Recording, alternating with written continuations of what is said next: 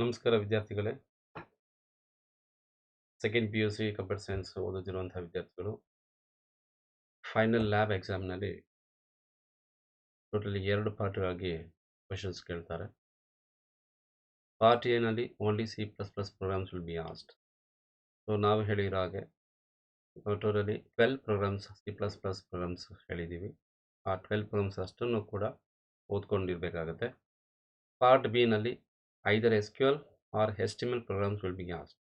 So 2 SQL programs ಹಾಗೂ 2 HTML ಪ್ರೋಗ್ರಾಮ್ಸನ್ನು ನಾವು ಆಲ್ರೆಡಿ ಹೇಳಿದ್ದೀವಿ. ಸೊ ಪಾರ್ಟ್ ಬಿ ನಲ್ಲಿ HTML ಕ್ವೆಶ್ಚನ್ ಆದರೂ ಕೇಳಬಹುದು ಅಥವಾ SQL ಪ್ರೋಗ್ರಾಮ್ಸ್ ಆದರೂ ಕೇಳಬಹುದು. ಸೊ ಪಾರ್ಟ್ ಎ ಇಂದ ಒಂದು ಕ್ವೆಶ್ಚನ್ ಬರುತ್ತೆ. ಸೊ ಪಾರ್ಟ್ ಬಿ ಇಂದ ಒಂದು ಕ್ವೆಶ್ಚನನ್ನು ಅವರು ಬರೀಬೇಕಾಗುತ್ತೆ. Distribution of marks. So writing a C plus plus program. ಒಂದು ಸಿ ಪ್ಲಸ್ ಪ್ಲಸ್ ಪ್ರೋಗ್ರಾಮ್ಸ್ ಬರೆದ್ರೆ 6 ಮಾರ್ಕ್ಸ್ ಸಿಗುತ್ತೆ.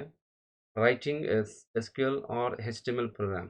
ಸೊ ಪಾರ್ಟ್ ಬಿ ನಲ್ಲಿ ನಿಮಗೆ SQL ಕ್ವೆಶ್ಚನ್ ಸಿಗಬಹುದು ಅಥವಾ HTML ಕ್ವೆಶ್ಚನ್ ಸಿಗಬಹುದು. ಸೊ ಅದನ್ನು ಬರೆದ್ರೆ 6 ಮಾರ್ಕ್ಸ್ ಸಿಗುತ್ತೆ.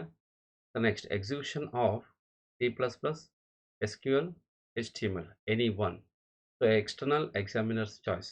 ಸೊ ಎಕ್ಸ್ಟರ್ನಲ್ ಎಕ್ಸಾಮಿನರ್ ಯಾವುದು ಆಪ್ಷನ್ ಕೊಡ್ತಾರೆ ಅಥವಾ ಚಾಯ್ಸ್ ಹೇಳ್ತಾರೆ, ಆ ಚಾಯ್ಸನ್ನು ನಾವು ಎಕ್ಸಿಕ್ಯೂಟ್ ಮಾಡಿದರೆ ಅದಕ್ಕೆ 6 ಮಾರ್ಕ್ಸ್ ಸಿಗುತ್ತೆ. ಟೋಟಲಿ 18 ಮಾರ್ಕ್ಸ್ ಆಗುತ್ತೆ.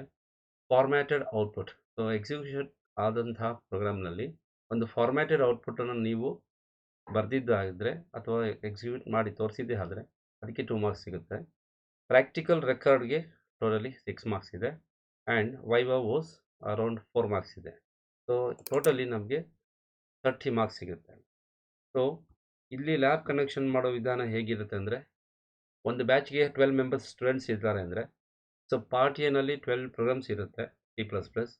ಸೊ 12 ಸ್ಟೂಡೆಂಟ್ಸ್ಗೂ ಕೂಡ ಇಂಡಿವಿಜುವಲ್ ಆಗಿ 12 ಕ್ವೆಶನ್ಸು ಡಿಸ್ಟ್ರಿಬ್ಯೂಟ್ ಮಾಡ್ತಾರೆ. ಯಾವುದೇ ಕಾರಣಕ್ಕೂ ಒಂದು ಪ್ರೋಗ್ರಾಮ್ ಇನ್ನೊಬ್ಬ ಸ್ಟೂಡೆಂಟಿಗೆ ರಿಪೀಟ್ ಆಗಿರೋದಿಲ್ಲ. So only in part A. So part B ನಲ್ಲಿ ಏನಾಗುತ್ತೆ ಅಂದರೆ, ಸೊ ಇರೋದು ಕೇವಲ 4 ಕ್ವೆಶನ್ ಆಗಿರುತ್ತೆ. SQL 2 ಕ್ವೆಶನ್ಸ್ ಆಗಿರುತ್ತೆ, HTML 2 ಕ್ವೆಶನ್ಸ್ ಆಗಿರುತ್ತೆ. ಸೊ ಅದು maximum 4 times they can repeat. So 4 ಸ್ಟೂಡೆಂಟ್ಸ್ಗೆ ಅದು ರಿಪೀಟ್ ಆಗಿ ಬರಬಹುದು. ಅದಕ್ಕಿಂತ ಹೆಚ್ಚಾಗಿ ರಿಪೀಟ್ ಮಾಡಿ ಕೊಡೋಕ್ಕೆ ಬರೋದಿಲ್ಲ. ಸೊ ಇದನ್ನು ನಾವು ಮನಸ್ಸಲ್ಲಿ ಇಟ್ಕೊಂಡು, ಸೊ ಪಾರ್ಟ್ ಎನಲ್ಲಿರ್ತಕ್ಕಂಥ 12 ಸಿ ಪ್ಲಸ್ ಪ್ಲಸ್ ಪ್ರೋಗ್ರಾಮ್ ಇವುಗಳನ್ನು 12 ಸ್ಟೂಡೆಂಟ್ಸು ಕೂಡ ಓದಿರಲೇಬೇಕಾಗುತ್ತದೆ.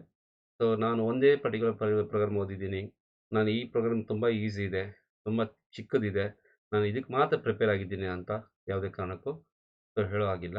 ಸೊ ಇರ್ತಕ್ಕಂಥ 12 ಪ್ರೋಗ್ರಾಮ್ಸನ್ನು ಕೂಡ ಪ್ರತಿಯೊಬ್ಬ ಸ್ಟೂಡೆಂಟು ಓದ್ಕೊಂಡೇ ಬಂದಿರಬೇಕಾಗುತ್ತದೆ. ಸೊ ಇದು ನಿಮ್ಮ ಮಾಹಿತಿಗಾಗಿ. ಧನ್ಯವಾದಗಳು.